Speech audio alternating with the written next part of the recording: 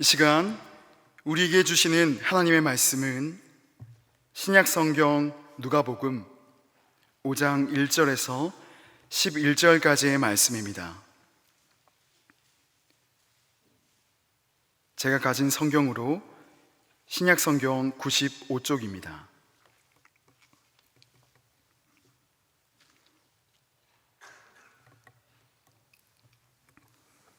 함께 교독하시겠습니다. 무리가 몰려와서 하나님의 말씀을 들을새 예수는 게네사렛 호숫가에 서서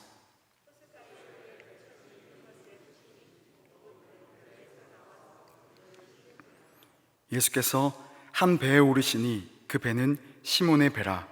육지에서 조금 떼기를 청하시고 앉으사 배에서 무리를 가르치시더니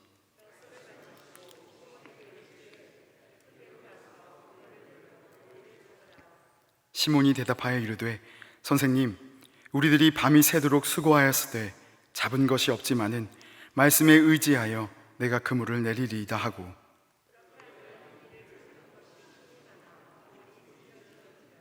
이에 다른 배에 있는 동무들에게 손짓하여 와서 도와달라 하니 그들이 와서 두 배의 채움에 잠기게 되었더라.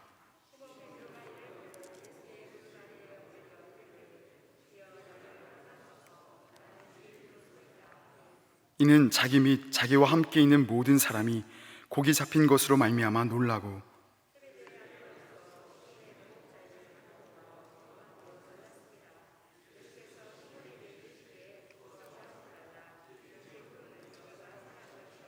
합독하시겠습니다. 그들이 배들을 육지에 대고 모든 것을 버려두고 예수를 따르니라. 아멘. 어니스트 해밍웨이의 소설 노인과 바다를 다들 잘 아실 겁니다. 주인공 산티아고 할아버지는 매일매일 고기를 잡으러 바다로 나가지만 이 84일째 한 마리도 잡지 못하고 돌아옵니다.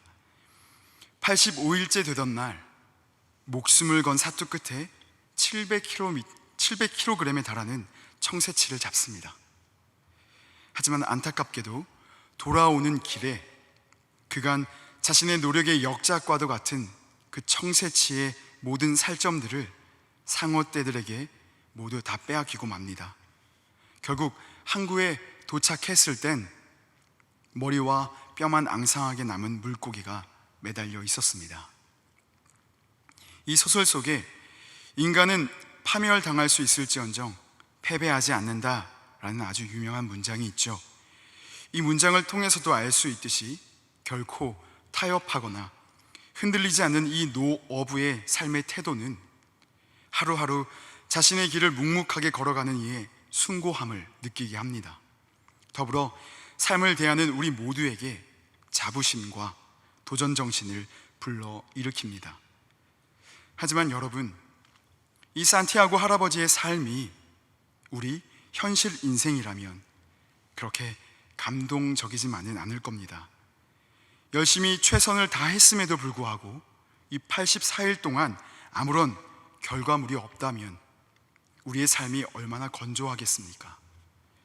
그럼에도 불구하고 그 기나긴 나날 동안 매일매일 바다로 나아가야만 하는 우리 하루하루가 얼마나 지치고 힘들겠습니까? 85일째 되던 날 그간 고생의 보상을 받는 듯 해 보였지만 그마저도 손가락 사이로 빠져나가는 이 모래들처럼 흩어져 버리고 마는 것이 우리의 삶이라면 과연 내일도 우리는 희망차게 바다로 나갈 수 있겠습니까? 공교롭게도 소설 속 이 노인의 나이는 85세입니다. 바다로 나갔던 그동안의 나날들은 그의 인생 전체를 의미합니다. 이것이 우리의 인생이기도 합니다. 여러분은 지난 여러분의 인생을 통해 이 몇 마리의 물고기를 낚으셨나요? 그 낚은 물고기들이 지금 여러분의 삶을 얼마나 채워주고 있습니까? 허무함과 허탈함, 어쩌면 이 두 단어가 우리 인생을 가장 잘 정의해주는 단어일 수도 있습니다. 오늘 본문의 베드로 역시 같은 경험을 했습니다. 베드로는 사실 이미 예수님과 구면이었습니다. 그의 형 안드레가 이미 예수님을 메시아로 믿고 따르고 있었고, 그 형의 권유로 베드로 역시 예수님을 만났던 적이 있습니다. 이때 예수님은 당시 시몬이란 이름을 가지고 있었던 그에게 장차 반석이라는 뜻의 베드로로 불릴 것이라는 말씀도 해주셨습니다. 베드로는 예수님을 만났습니다. 그러나 그의 삶은 달라질 것이 없었습니다. 그날 이후에도 베드로는 여전히 어부 생활을 했고, 예수님이 메시아라는 사실은 하루를 벌어야 하루를 먹고 살 수 있는 그의 인생에 큰 영향을 끼칠 수 없었습니다. 갈릴리 호수에서 잡은 고기를 시장에 내다 팔아야 생계를 꾸려갈 수 있는 평범한 어부였던 베드로에게 예수님은 너무나 먼 당신에 불과했습니다. 어느 날 베드로가 형편없는 고된 밤을 보냈을 때입니다. 밤새 열심히 일했지만 한 마리의 물고기도 잡지 못했습니다. 허탈감과 시리에 빠진 채 몇몇 어부들과 그물을 씻으며 정리하고 있었습니다. 예수님도 그 시간 거기에 계셨습니다. 군중들에게 하나님의 말씀을 전하고 계셨던 예수님은 정박되어 있는 배들 가운데 시몬 베드로의 배에 오르셨습니다. 그리고 다시 그 배를 띄우기를 요청하셨습니다. 잇따른 실패 앞에서 절망과 피로에 지친 밤을 보냈던 베드로에게 예수님의 요청은 꽤나 부담스러운 요청입니다. 한 마리의 고기도 잡지 못해 텅 빈 그물과 텅 빈 배로 돌아왔습니다. 무엇보다 그의 마음이 가장 공허했을 겁니다. 고기잡이 배로서의 역할을 하지 못했다고 생각되는 그날, 어부의 역할을 잘 감당해내지 못했다고 느껴지는 그날, 예수님이 베드로의 배에 오르신 겁니다. 우리 인생의 배 역시 매일 바다로 나아갑니다. 저마다 만선을 향한 부푼 꿈을 가지고 계획을 세우고 또 추진합니다. 그런데 기대와는 달리 우리는 종종 텅 빈 그물을 경험하곤 하죠. 열심히 노력했지만 원하는 결과를 얻지 못하고 좌절을 경험합니다. 이러한 시간들이 한 번, 두 번 쌓이게 되면 우리는 패배감에 사로잡혀 주저앉게 됩니다. 바다로 나가는 시간보다 이 방파제로 둘러싸인 안전한 항구에 머무는 시간들이 점점 더 길어지게 됩니다. 그런데 오늘 본문은 그렇게 정박되어 있는 우리의 배에 오늘 주님이 오르시길 원하신다고 말씀하고 있습니다. 우리는 말합니다. 주님, 왜 하필 제 배입니까? 주님, 왜 하필 오늘입니까? 내 배는 주님을 모실 만한 배가 되지 못합니다. 저는 아직 다시 바다로 나갈 준비가 되지 않았고 많이 지쳐 있습니다. 보시다시피 제가 주님을 위해 해드릴 만한 것이 아무것도 없습니다. 그러나 그렇다고 주님이 배를 잘못하신 것은 아닙니다. 무언가 우리에게 기대할 만한 것이 있는 우리의 배가 근사한 배인 줄 알고 주님께서 우리에게 다가오신 것이 아닙니다. 보잘것없이 텅 비어있는 우리이기에 더욱더 다가오신 것입니다. 무능과 실패의 정점에서 허덕이고 있는 우리를 찾아오셔서 복음을 선포하시기 위해서입니다. 예수님은 우리의 텅 빈 배가 하나님의 말씀으로 채워지기를 원하십니다. 요한복음 15장 5절입니다. 나는 포도나무요 너희는 가지라. 그가 내 안에 내가 그 안에 거하면 열매를 많이 맺나니 나를 떠나서는 너희가 아무것도 할 수 없음이라. 분명 열매는 가지에서 맺히지만 가지 스스로 열매를 맺히게 할 수 있는 것은 아닙니다. 열매가 맺히는 데 필요한 수분과 영양분과 진액은 가지 스스로가 공급할 수 있는 것이 아니죠.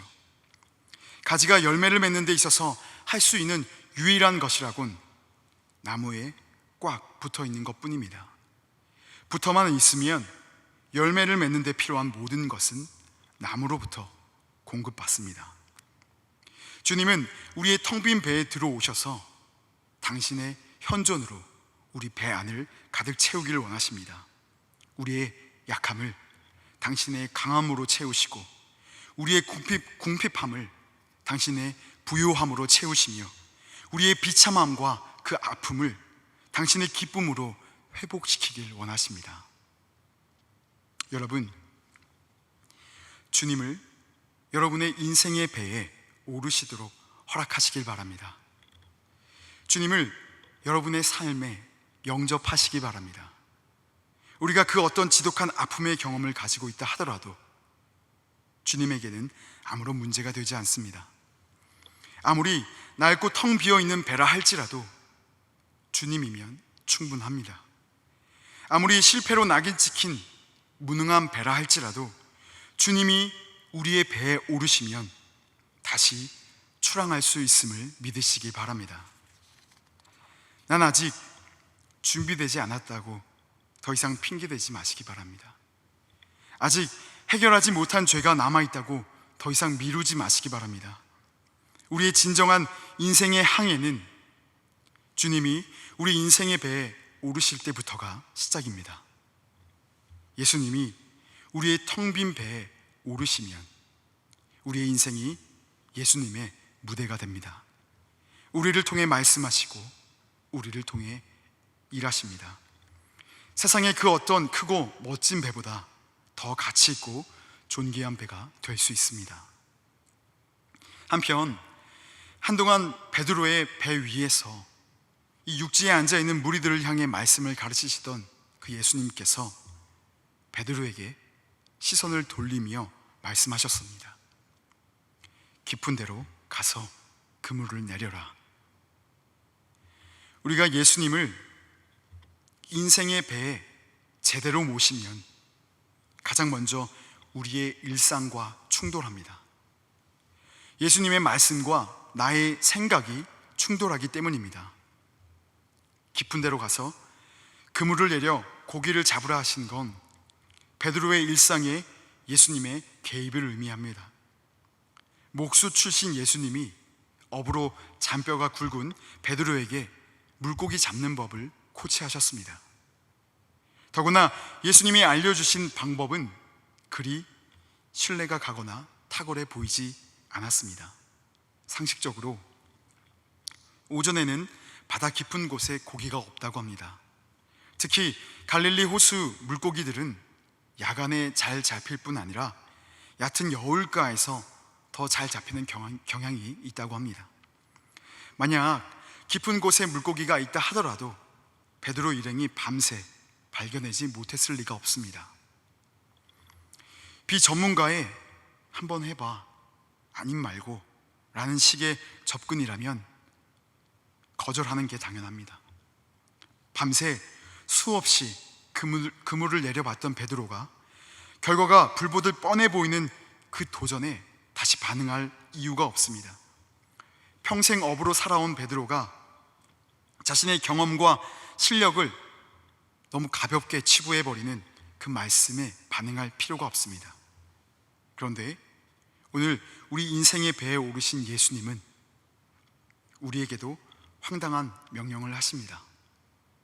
먼저 그의 나라와 그의 의를 구하라.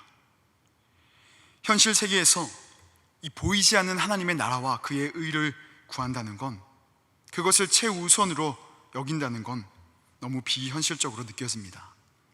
우리의 일상은 그렇게 간단하지 않잖아요.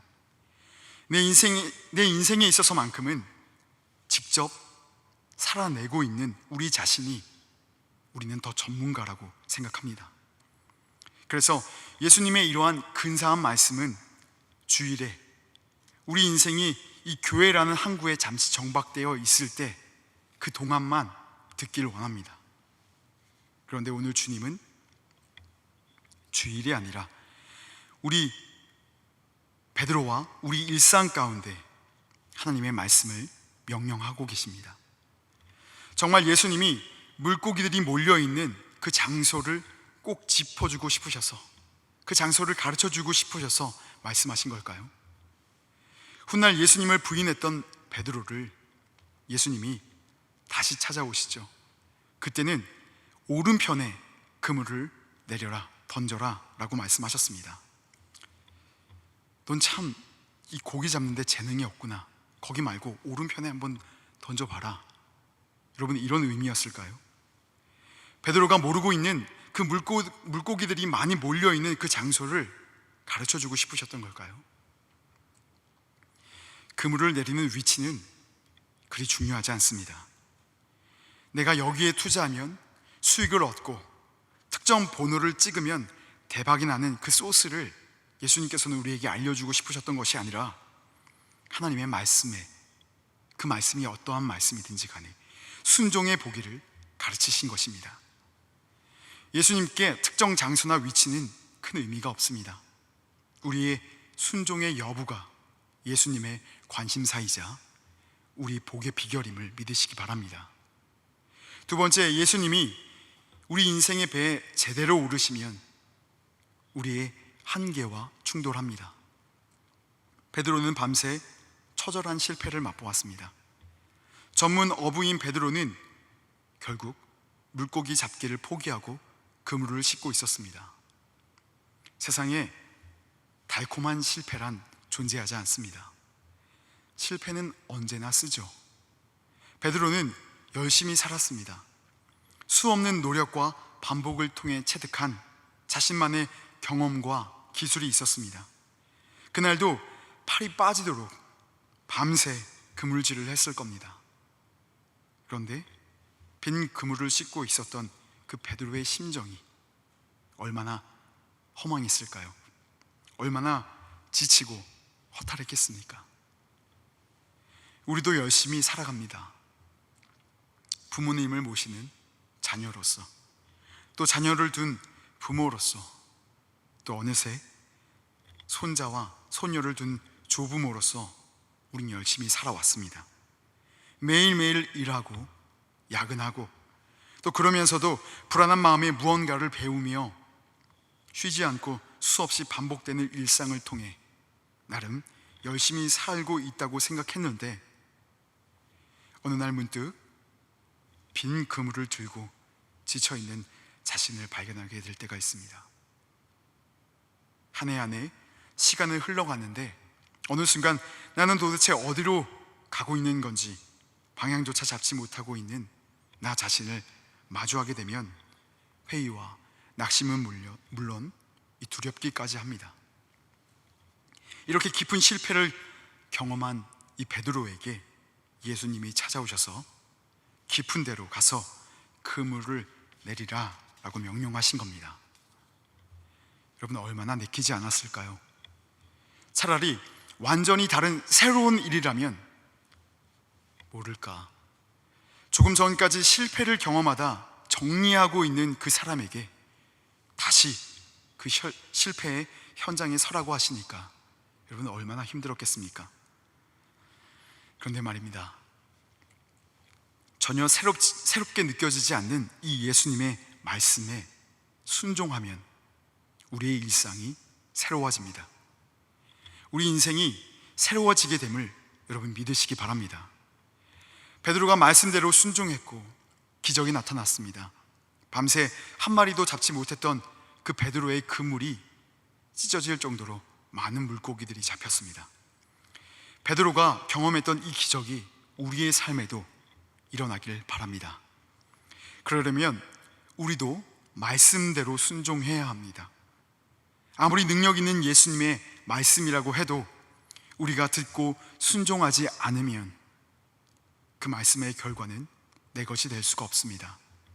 순종하는 사람만이 주님이 준비해 두신 만선의 축복을 경험할 수가 있습니다. 오늘 이 시간에도 주님은 우리에게 말씀하고 계십니다. 그리고 우리가 순종하여 이 예수님의 풍요를 누리기를 원하십니다. 실패에 어느덧 익숙해지셨습니까? 지금이야말로 말씀에 반응하기 적기입니다. 예수님은 베드로가 실패를 경험하지 않게 하실 수 있는 분이셨습니다. 그런데 실패를 경험하지 않은 베드로가 말씀에 순종할 필요를 느낄 수 있었을까요? 만약 그날 베드로의 배가 만선으로 육지에 들어왔다면 아마 바빠서 정신이 없다는 이유로 예수님이 배에 오르시는 것조차 허락하지 않았을 수도 있습니다. 참 역설적이게도 우리 인생의 배는 풍성할수록 이 예수님이 들어오실 자리가 없는 것이 현실입니다. 우리의 배가 비어 있을수록 오히려 주님을 더 쉽게 받아들이는 경우가 참 많습니다. 그래서 심령이 가난한 자는 복이 있나니 천국이 그들의 것이라고 마태복음 5장 3절은 말씀하고 있는 것입니다. 그리고 실패가 거듭될수록 그 과정을 통해 베드로의 그 그물의 용량이 점점 커져가는 것을 우리는 확인할 수가 있습니다. 오늘 말씀에 순종한 베드로가 몇 마리의 물고기를 잡았는지 우리는 알 수 없습니다. 다만 너무 많아 그 그물이 그만 찢어지고 말았답니다. 그런데 요한복음 21장에서 이 베드로는 부활하신 주님을 통해 오늘 본문과 비슷한 경험을 다시 하게 됩니다. 그때를 성경은 다음과 같이 말씀하고 있습니다. 시몬 베드로가 올라가서 그물을 육지에 끌어올리니 가득히 찬 물고기가 153마리라 이같이 많으나 그물이 찢어지지 아니하였더라. 얼핏 보면 오늘 본문의 물고기가 더 많이 잡힌 것 같습니다. 오늘 본문에는 그물이 찢어졌다고 했으니까요. 하지만 조금 전에 읽어드린 이 요한복음 21장 11절은 이 분명한 뉘앙스를 담고 있습니다. 이같이 많으나 그물이 찢어지지 아니하였더라. 그러니까 이 정도의 물고기들이 잡히면 찢어지는 것이 당연한데 찢어지지 않았다는 뜻입니다. 이것이 주님과 3년의 시간을 동고동락하며 주님을 부인하는 것과 같은 많은 실패를 경험했던 이 베드로의 배와 그의 용량이, 그 그물의 용량이 성장했다는 것을 의미합니다. 이후 사람을 낚는 어부가 된 베드로는 한 번의 그물질로 3,000명의 사람을 회심시키는 사역을 감당했다는 것을 우리는 역시 또 잘 알고 있습니다. 여러분은 그간 많은 실패를 통해 여러분의 삶의 한계를 잘 알고 계실 겁니다. 관계적인 부분, 건강, 꿈, 우리의 미래까지. 하지만 예수님은 오늘 여러분의 인생의 지경을 넓히시길 원하십니다. 하나님에게 한계란 없습니다. 그런 하나님을 신뢰하는, 또 순종하는 사람 역시 한계가 없습니다. 하나님의 말씀을 가볍게 여기는 것, 그것이야말로 우리의 한계에 순응하며 살겠다는 뜻입니다. 말씀에 의지하여 다시 그물을 내려보시기 바랍니다. 오늘날 우리에게 먼저 그의 나라와 그의 의를 구하라 하는 말씀은 조금 전까지 이 물고기 잡이에 실패한 베드로에게 깊은 데로 가서 다시 그물을 내리라 라는 말씀만큼 부담스러운 말씀입니다.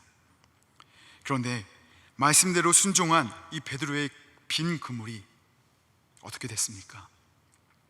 물고기가 너무 많아 그물이 찢어졌습니다. 메시지 성경은 무엇을 먹을까, 무엇을 마실까, 무엇을 입을까에 집중하며 살아가고 있는 우리에게 먼저 그의 나라와 그의 의를 구하는 것이 무엇인지를 더 자세하게 설명해 주고 있습니다. 나는 지금 너희로 여유를 갖게 하려는 것이며 손에 넣는데 온통 정신을 빼앗기지 않게 해서 베푸시는 하나님께 반응하도록 하려는 것이다. 하나님과 그분의 일하시는 방식을 모르는 사람은 그런 일로 안달하지만 너희는 하나님을 알고 그분의 일하시는 방식도 안다. 너희는 하나님이 실체가 되시고 하나님이 주도하시며 하나님이 공급하시는 삶에 흠뻑 젖어 살아라. 여러분, 무슨 말씀입니까? 우리의 삶을 주관하시는 하나님께 먼저 집중하라는 뜻입니다. 하나님과 누가 우리 인생에 더 전문가일까요? 누가 더 지혜로우며 누가 더 능력이 있습니까? 하나님만이 우리의 삶을 책임지실 수 있습니다. 그래서 하나님은 우리 인생의 가장 확실한 해결책을 알려주고 계신 것입니다. 하나님의 말씀에 순종하는 것, 그것이 우리의 삶을 복되게 하는 방법임을 믿으시기 바랍니다. 나의 전략을 내려놓고 예수님의 말씀에 우리의 삶의 기반을 두시기 바랍니다. 말씀에 의지하여 다시 실패의 자리에 설 때 실패의 현장이 기적의 현장으로 변하는 귀한 역사가 저와 여러분의 삶에 가득 나타나기를 간절히 바랍니다. 다 함께 기도하시겠습니다. 하나님, 오늘도 실패 앞에서 그물을 정리하고 있는 우리에게 주님께서 말씀하십니다.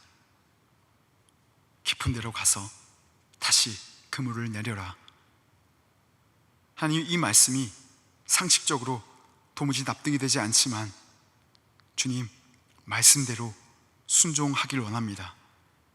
순종하여서 하나님께서 예비하신 예수 그리스도의 그 풍요를 경험하고 맛보는 우리의 삶 될 수 있도록 인도하여 주시옵소서. 감사를 드리오며 예수 그리스도의 이름으로 기도드리옵나이다. 아멘.